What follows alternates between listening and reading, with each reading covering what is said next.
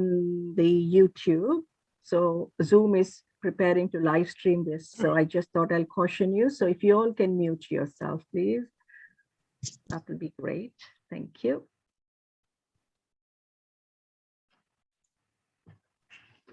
It's 1 o'clock now. Good afternoon, everyone, and thank you all for coming today and joining us at the International Women's Day virtual event.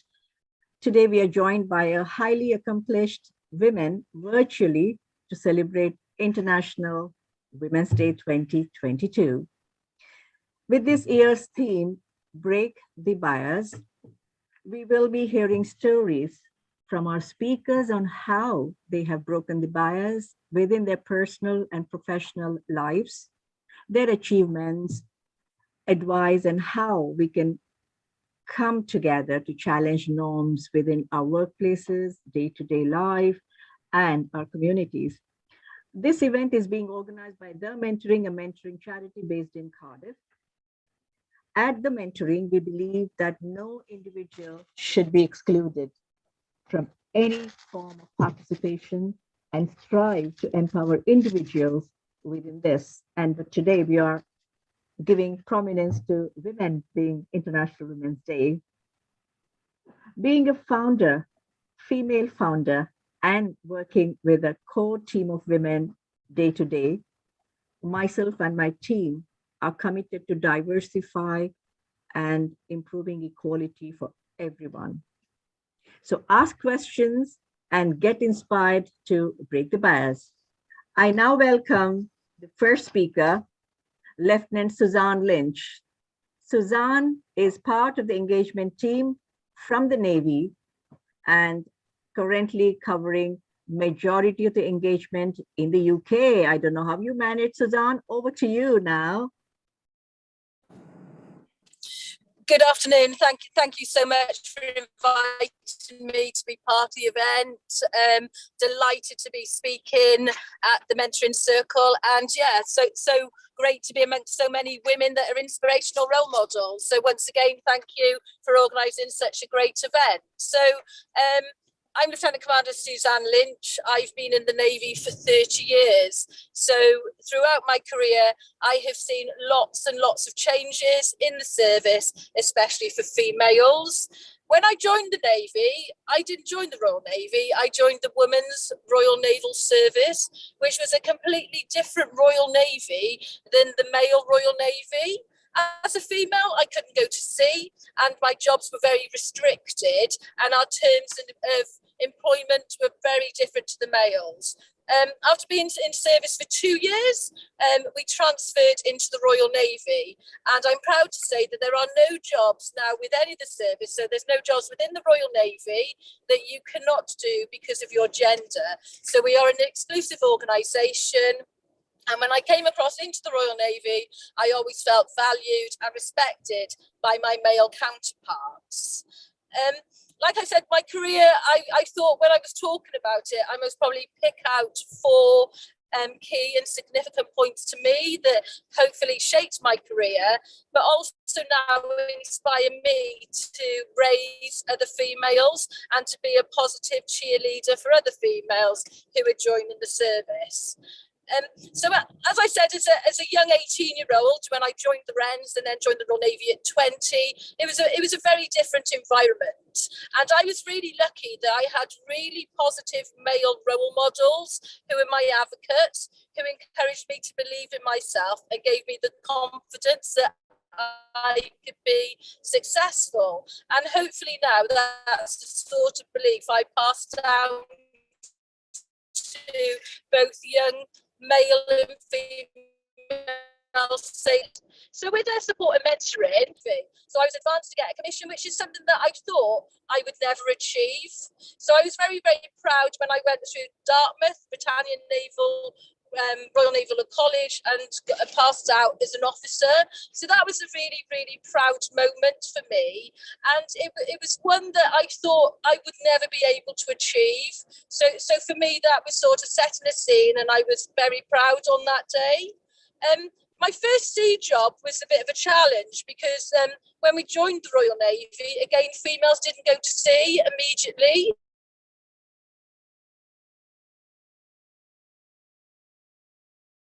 So our time on a worldwide deployment called Ocean Wave on an aircraft carrier, HMS Illustrious. And it was remarkable to see how well respected females were. And despite being outnumbered, so on the aircraft carrier, there was 1,800 sailors employed. There was an officer mess of almost 200, but there were only 2 females. Now I'm proud to say that that's changed. And we've on the ship I was just recently on, HMS Dragon, they've got 18% females on board. So you can see that in a relatively short time, in the last 30 years, that we are increasing our female representation within the service, and we have females now who captain ships, who fly fast jets and helicopters, and who are actually submariners below the waves. So there isn't anything that in the Royal Navy that it's excluded because of your gender. So my sea time was really formative for me, and I really enjoyed that.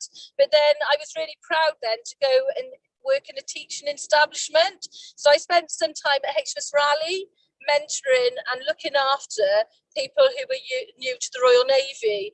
And again, that was something that as a female, you really take a lot of time into sort of mentoring and supporting the careers of people coming through the Navy, and hopefully encourage them to be the best. And I now am currently part of the Naval Women's Network, where we actively sort of all get together, and it's just a female voice where we can make sure that we look after females' interests and act as a supportive sisterhood. I'm currently now heading up an engagement team, and I cover a third of the United Kingdom. But my last operational job before that, I worked for the European Union Naval Force, and I was based in Djibouti on the Horn of Africa. So I was a shoreside party looking after 7 European ships at sea and responsible for all their logistic movements. Now, this very much meant that I was very active within the country of Djibouti. I was going out having meetings, and they were quite surprised because they had never had to deal with a female officer.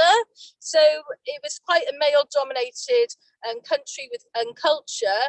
But after me being there for a couple of weeks, I was fully included into the workplace environment. And working with colleagues, I became quite highly respected within that community, and it gave people an interesting view to see women in the services, because a lot of people in Djibouti didn't know that females could join the Navy or that there were females in the military. So it was very interesting to meet people within the community and speak about what my job is. So I have to say that I love being in the Royal Navy. I'm proud that I've served for over 30 years. I hope that I'm an advocate for people in service, especially for female in service.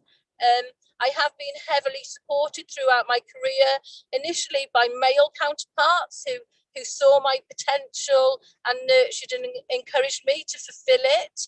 And now I have senior female mentors. So as you can see, I'm not at sea. I'm in a car going into a International Women's Day event in Newcastle, and I'm supporting a female captain who heads up one of our training establishments, HMS Collingwood. So she has over 3,000 engineers passing through her establishment every year, and they're trained to be our engineers, whether that be weapons engineers or mechanical engineers. They all go through our training establishment at Collingwood.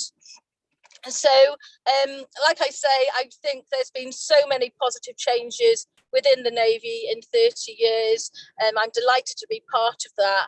And the Navy is still moving forward. So we're currently having our uniforms redesigned, because at the minute we've got one uniform that's unisex, but we're now having bespoke female uniforms made, just to make sure that we all feel comfortable and we all feel valued while we serve. A positive message I would like to give, and hopefully it's one that has helped me through my career, is to be cheerleaders. I strongly believe in the philosophy, lift as you climb. And I think that sometimes females need to be supportive and to mentor and actively support each other. So I'd like to leave you with a quote, but please feel free to ask any questions. So my quote is, be a woman other women can trust. Have the courage to tell another woman directly when she's offended, hurt, or disappointed you. Successful women have a loyal tribe of loyal, honest women behind them, not haters, not backstabbers, or women who whisper behind their back. Be a woman who lifts others. So thank you very much. Hopefully you'll have some questions at the end, and thank you very much to the Mentoring Circle for organising such an inspirational event and getting so many people together. Thank you. Thank you, Suzanne. That was very inspiring, your quote. I'm very impressed with what you said with your quote, Suzanne, and thank you for speaking. I just wanted to ask you one question before we go on to the next speaker. You said you've been part of the positive changes. So can you mention one change that you were very proud of and you made change in Navy? And then we move on to the next speaker. Thank you. So I suppose for me, seeing the changes is when females went to sea. So for me, going through that, the transition, I sometimes think that as females, as one of the first to go to sea, that not only did you want to do the job, you wanted to do it as best as you could, and maybe possibly better than men. So I can remember, say for example, on my training, at some places I was the only female, and some elements we had exams and tests. And I can remember some of the trainers thought that some of the exams might have been too hard or too difficult, and they thought that maybe I should do that on my own, and maybe have more support to get me through. And I was, no, I'm in the Navy. If I'm serving at sea, I need to do my job properly. So I can remember doing a test on damage control. So that's when our ships get hit, and we have to make sure that we can protect our ships. And I was quite proud that I came out with the highest ever on the course. And I think that was a realization for the male instructors and the males, that maybe females have a different physical strength, but mentally we have something else to offer. And I think I've always been the one to sort of push the benchmark and to say, yeah, we can do this. Whatever you throw at us, females can do. Sometimes we do it differently, because we haven't got the physical strength. Some females don't, but we get jobs done, and we get them done as best as possible. So I think for me, it's just being one of the first to go through is maybe challenging male perceptions and getting that changed. And now, like I say, that we've got women in command, so it's really great to see how military females are flourishing. Thank you, Suzanne, for that. We will now move on to the next speaker, Flight Sergeant Ellie Days. Ellie is a senior non-commissioned officer from the Royal Air Force, and Ellie is an RAF medic by train. Over to you, and Ellie. Hi, Sujata. Thank you very much for letting me speak for today's International Women's Day. So yes, my name is Ellie Day. So I'm in the Royal Air Force. I joined the Royal Air Force back in 2004. And what Suzanne said is quite similar. When I joined, we used to have a W at the end of our rank, just to see, to separate the male and the female, and all that. So a lot has changed since then, because in the RF we've removed that. So it's just as all as one. And then also when I joined up, there were certain trades that you couldn't actually go in as a female, but as well as Navy, the RAF now opens all trades to females. So we have come a long way from what we used to have. So yes, I joined up in Royal Air Force in 2004. I think I still believe that I am the only Japanese person in the Royal, who has joined the Royal Air Force as well. I've got colleagues who are biracial, I think, and they've joined, but I think I am the only one, I'd say, that is fully Japanese. So that's pretty good thing. I think I'm breaking the barrier in that sort as well. I'm an RF medic by trade.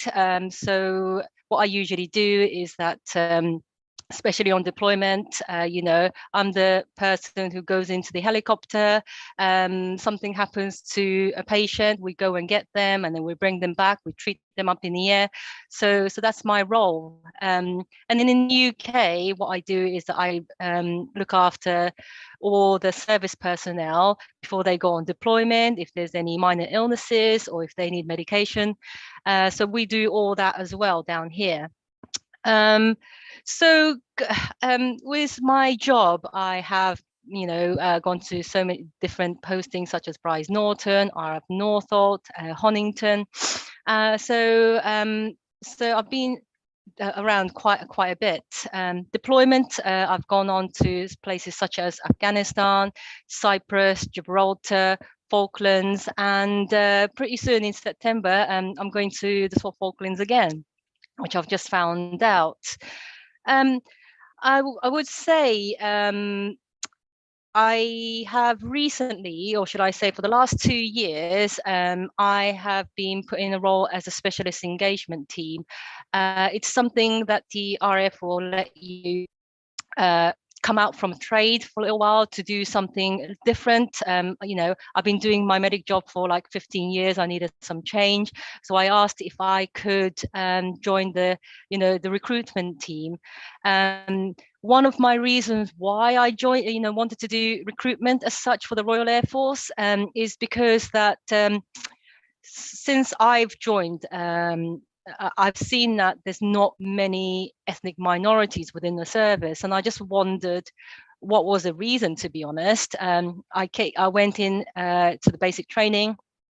I was the only ethnic minority there, and then I've now gone into like my medic role, and there's only a handful of ethnic minorities in that as well. I go on courses, and I'm probably only the one, out of 10 people in a course, and it kind of started to make me wonder what was the reason. And one of the reasons is that from our cultures and from our ethnic minorities, it's the military isn't really known to be one of those services that you can join. And I wanted to change that. So my role at the moment is an engagement team. I go into schools and I do, events with Sujata and companies like that, just to, get ourselves known, saying that we are here. We do recruit from, any background, and from, and women. And also on, and I just wanted to be part of that, driving that. So so it's changed now, but we can be better, and the way that we can be better is to promote ourselves, change all the things that what we're doing in the military, and making it better for our future generation.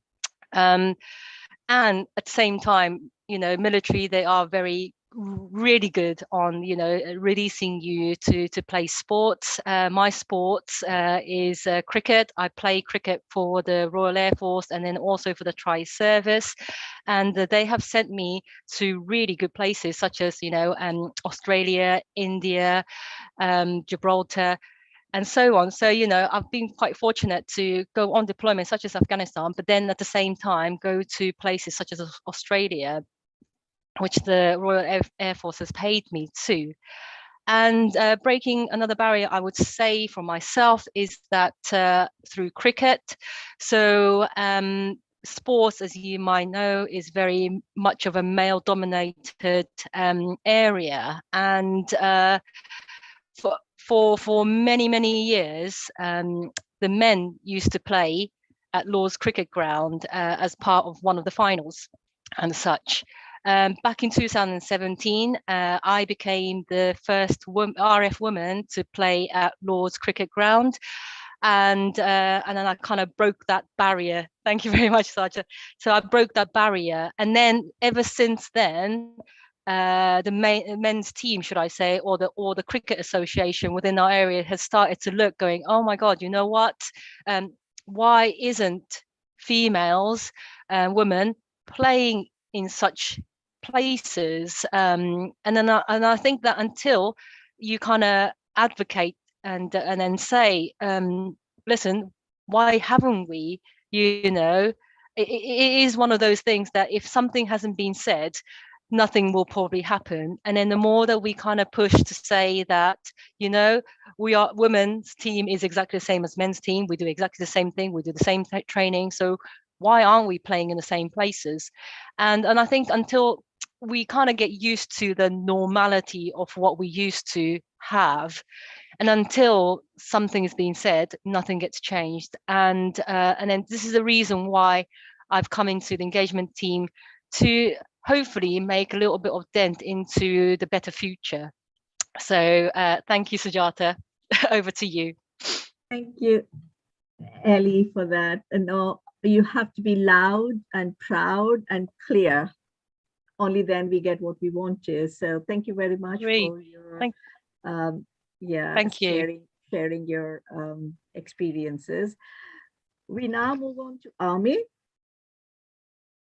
And we have two young ladies there. And shall I welcome first Lance Corporal Hasigova, who is part of the 160X Brigade, working as human resource specialist for the engagement team. Now, I don't know what 160X means, but you can enlighten us.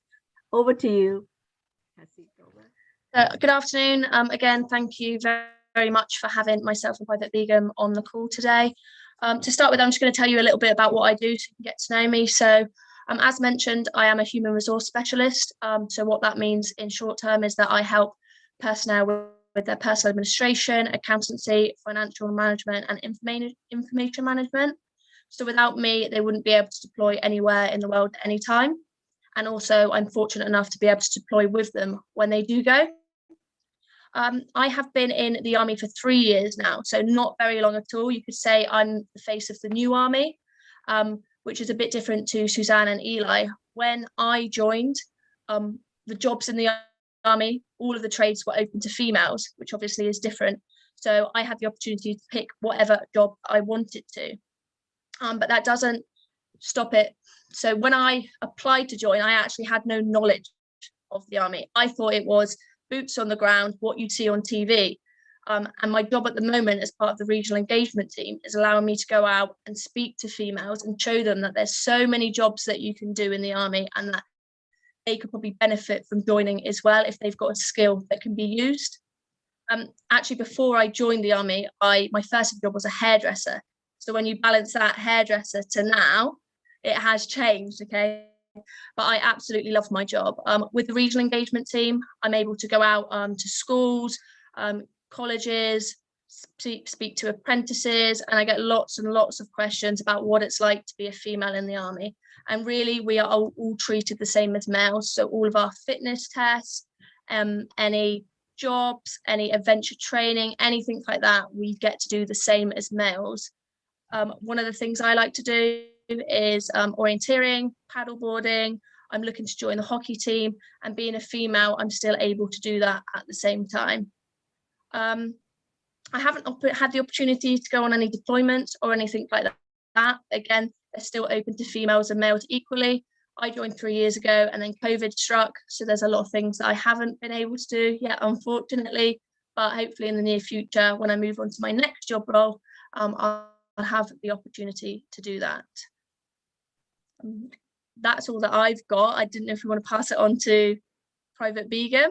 Yeah, thank you, Cassie. That's interesting that you couldn't have much because it's only 3 years and 2 years have gone through pandemic, yeah, and you did not have much to experience, but you've had good I've had plenty. Yeah, I've had plenty to do in those 3 years. The opportunities are there, but unfortunately, not due to being female, due to COVID, I've not had the opportunity to do a lot of things that I would have hoped to have done so far. Yeah, thank you for sharing. Now, coming to the last speaker, but not the least, that's from Army again. Private Jahada Begum is again part of 160X Brigade and works as a movement controller for 29 Regiment Royal Logistic Corps. Am I right?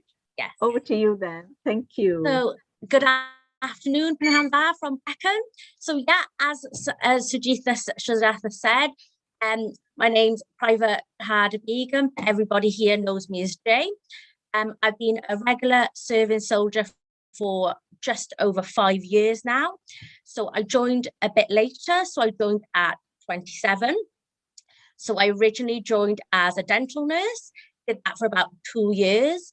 And then I trade transferred over to now, which I, like you said, Royal Logistics Corps as a movement controller.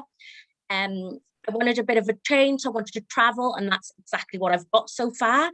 Some of the deployments I've been on, but I've been loads. I've been Cyprus, Canada, Estonia, Poland, Romania, Malta, America, Greece. That's just the ones I remember. So in the just over 2 years that I've been a movement controller, I've been literally on the Army's dime all around the world. So that's definitely one of the perks of being a movement controller.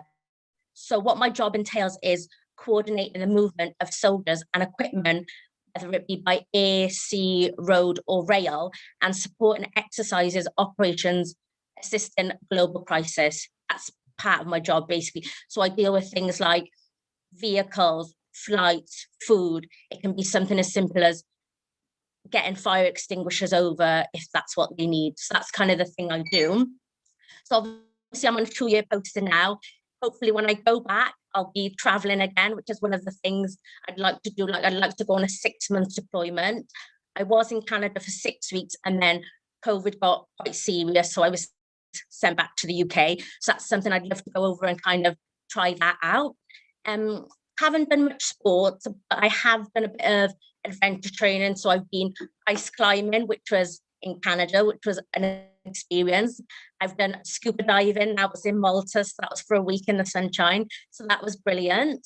So yeah, so that's basically just over 5 years, but obviously being from an older background, as well as AIM, as well as being Welsh, I think that's why it's perfect for me to be part of the regional engagement team, to show when I go to school, if she can do it, anybody can do it. So I think that's something I like to promote personally. So yeah, that's me. Thank you, Jahada. That was interesting. And I would like to ask you a few questions, all of you. You know, we always think Army is just land, you know, something to do with land, whereas Air Force is all planes, whereas Navy is ship. Navy's a ship. Yeah. So is Suzanne there? Or am Yeah, I'm here. So, yeah. so the Royal Navy operates land, sea, and in the air. So we have our ships that we're conventionally seen. That's the majority of where we operate as sailors. We have submariners. So we have high-tech engineers, including nuclear scientists that operate below the waves in our submarines, looking after our nuclear capability. We also have air assets. So every ship has a helicopter on board. So we have pilots, we have observers, and we also, on our aircraft carriers, we have the F-35 Lightlings. So we have the state-of-the-art fighter jets, and we have a land capability. So we have our Royal Marine Commandos, which are an elite commando force. They're in training for 39 weeks to get the coveted Green Beret. And we have females undergoing training within our Royal Marines. So at the minute we've got females under training in the Royal Marines, but we have females serving in the Royal Navy in our fleet air arm, either flying helicopters or jets. And we have female submariners and females on the waves in our ships. Thank you, Suzanne. How about I was just going to say, Sujata, I think Suzanne's spot on. With the RF as well, and I'm sure with the Army, we all have like the air, the ground, and the ships side of it. So we have RF Regiment Gunner who's on the ground, and then yes, one of our aircraft actually goes into the Navy ship as well and work on the ships itself. I think one of the big reason, I think, for us to have separate part of where we look after is it's the responsibilities that we have. So like for the Royal Air Force, you know, out of everything that we do, our main responsibility is to keep the airspace protected. So so a lot of what we do have to do with the airspace in the UK and around the world as well. And then obviously then we kind of then go out from that, and we do have like the regiment gunners going into like the parachute regiment, which is more dominantly for the army, but we do have like little sections of that. So then we can then kind of start sparring out into different services. I don't know, Jihad and Cassie, do you agree in things like that? We do have I those agree. kind of 100%. separations. Yeah. We Yeah. have the same. Yeah. I think as well, what I'd like to say is that we may wear different colour uniforms, but we serve alongside and shoulder to shoulder.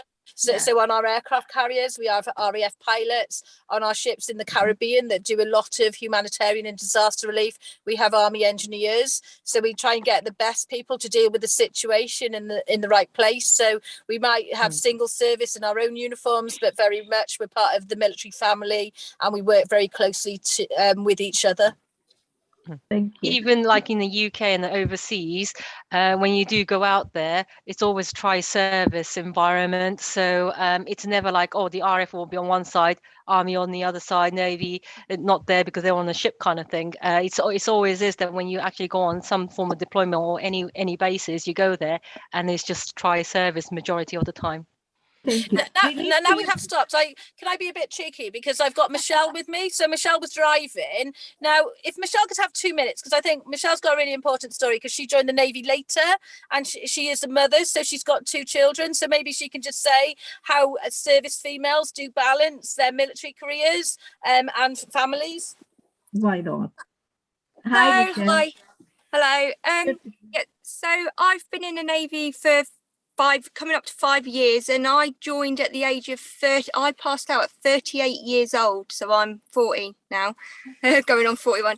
I've got an 18-year-old and a 14-year-old, so obviously they were younger when I joined, and I wasn't sure at first how it would work and if it would work, but I've got a good support network in my husband. I do think that if I didn't have my husband around, it would be more difficult, but the most proud moment for me is my son, who's 18, when he come to my passing out parade, and for the first time ever, he cried and said, "Mum, you've made me so proud. I want to be in the forces." And he's actually serving in the army now. So for him to, I just think for him seeing Mum be doing such a cool job has helped him on his career path. But in the job that I'm doing now, engagement, it is my boss Suzanne, she tries to let me cater it around my children, or my youngest child, so it really does help. So I'm able to still do a job that I love. I still get deployed, and hopefully we'll be deploying at the end of the year to America. But yeah, my son absolutely loves it, my youngest son, that when I'm away, because I can't moan at him. So it's great. I've found it brilliant. I'm so proud to be in the service, and I think it reflects on other people as well. And they are shocked when I say I've got 2 children. But I make it work. It works. That's good. Congrats. Thank you very much, Michelle. Thank you, Suzanne, for letting Michelle pop in. I think, like, you know, what Michelle just said, if I can just say, the service is getting a lot better for women in the service, such as childcare. And also, I don't know with the Army and Navy, and I think it is the same as well, but we do offer like flexible surfing, flexible working now, which came in quite recently, which we wouldn't have ever done that, like, you know, a long time ago. So the military is slowly adjusting to like civilian life, but then having that particular military side offer. So so it is getting better for women who has children to join the services now. And it's important we have a female boss as well, line manager. Yes. So that adds to it, I believe so. But yeah, I have a question to Jahada Begum. You said you joined Army as a dental nurse. So that means you're not doing anything with your profession, or is there anything related to what you've been qualified for? So I was qualified to be a dental nurse in the Army. So before that, I was actually in primary school teaching. So into uni, I've got my degree, went to primary school teaching, and I wanted to join before it's too late, just wanted to try it out. And I wanted to join when I was younger, and it was kind of frowned upon, but I thought, let's just join, try it, and just see how I feel. And then 5 years later, I'm still in, but I'm just in a different job trade to what I originally joined as. But I wanted to join because I wanted to travel, and that's literally exactly what my job trade is, just traveling the whole world. Oh, that's good. Thank you. I wanted to ask all of you one question. Each one of you can go on rounds. What was your best job or role you had during the tenure? And what is the proudest moment? I think Suzanne has already covered what the proudest moment she had, but you can go around. Shall I start with Cassie Gover? You've been quiet for a I have. So as I said, I haven't been in very long. So for me to pinpoint a job, I've only sort of had two, and they both had the benefits. So the engagement team, I absolutely love doing, because I can get out, I can voice what the army is like and all the different things that are included. But then I absolutely love doing my trade. So in my last job, I worked with an artillery unit. I got to work with lots of males and females. There's quite a lot of females that are joining artillery as well. And it was just a really good unit to be a part of. And my proudest moment, it's always a cheesy one, but it was probably my pass off. So when I became a soldier, unfortunately, I lost my father during the training. So it was something that I worked even harder to pass out. And that will be my proudest moment of the last 3 years, really. Yeah. Thank you. How about Ellie? Yeah, so I think like my proudest moment as such was basic training again. I don't know, a lot of people probably will say that it's their basic training. When I passed out, I had my best recruit out of all the flight people that was on there. That's about 60 recruit. And then you should have seen my mum. She was up there, taking pictures, and I was standing up and just looking at her, being all embarrassed. And, she came right in front of me whilst I was actually, marching. And yeah. So that kind of now, I giggle about it, but at that time it was quite embarrassing as such. I would say going to Afghanistan was one of those moments where it really challenged me. In the military prepares you a lot, even like in my training, they use amputees. So when we go and do a moulage and you go out there and then all of the leg falls off, just to give you more of an idea what you're going to face in Afghanistan. And yeah, whilst I was there, it really, really challenged me, and I felt that I went there and felt proud of saving all those lives, with my team and so on. But now going into the engagement team, it's a different kind of proudness as such, because now I'm doing something to change the things for the future generation, trying to get people out there saying there is a woman in the Royal Air Force, and there is ethnic minorities in the Air Force, and trying to get it out there to make it into a better future. So now I would say that what I'm doing right now is quite important for the future generation. So I would say now it would be what I'm doing at the moment in the engagement team. Thank you very much. I just wanted to share, I don't know how many of you know, I am a glider pilot. I've done that in India when I was young. And my proudest moment was when I was up in the air all by myself with a rice sack or something next to me, going in that glider pilot. I thought, I am a solo glider pilot. And after that, I've got soft corner for Air Force, but I was in Army to start with, but there was no Air Force that year. They started for girls. It's not easy. Every step, it's not that easy to say that I'm a glider pilot. I've gone through march past camps, the training, launches that we have done. You know, it's hard work of nearly 2 to 3 years. So I love to be like a role model to tell people that military is so important, and without you, I don't think any country would be safe.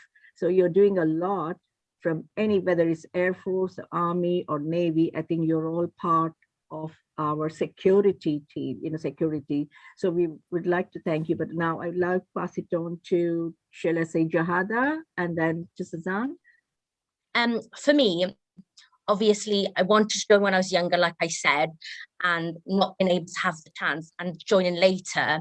And then just, obviously, I'm from like a Bangladesh heritage, and it's not known within our culture, especially women, to join any service and to break that what they think is, normal for a Bangladeshi girl, especially older, and for me to have joined and for my mum to have seen it's not all infantry, it's not all frontline, and to show her, yes, I'm still part of the army, but I'm traveling, I'm doing all this stuff, but I'm not doing the job that she thinks the army are only known for. To break that and to see my nephews who see that their auntie, yeah, she's Muslim, she's of BAME character, whatever, to see that I've still joined, and for my mum and my family now to be proud. It is really a barrier, in our communities, ethnic minority communities. Defense is something taken. Over to you, Suzanne. Well, I joined the Navy because I wanted to help people, and I think that sometimes people look at people in the armed forces and think it's all about war fighting. Yes, I have deployed to Iraq and Afghanistan, but in my career I've helped people, and that what makes me proud is being able to make that difference. So like I said, when I was in Djibouti looking after the European ships, I also put special forces onto World Food Programme boats. So I was protecting World Food Programme boats, delivering famine aid to countries stricken by famine. But while I was there, unfortunately, the Yemen crisis started. I was the only British employed person there. So I met refugees that had been on dhows for 5 days escaping from Yemen, and I helped to meet them in the port. I helped to process them through immigration. I helped to move them to safety. And I think that gives me a lot of personal pride that I was there and able to help somebody at a really difficult time for them and know that they were being looked after and moved to safety. And I think for most military personnel, that gives us pride, is that when we're going in and we're actively helping and supporting others. Thank you, Suzanne. Is there anything that they would like to advise people? As Suzanne said, everyone thinks if it is defense, they think, oh, it's going to be war, I don't want to be there. Yeah. So that's the kind of image we have. So we need to really break that image and say, look, there are so many other careers that we all could have in all this Army, Navy, or defense. So, sorry, you were saying something, Suzanne?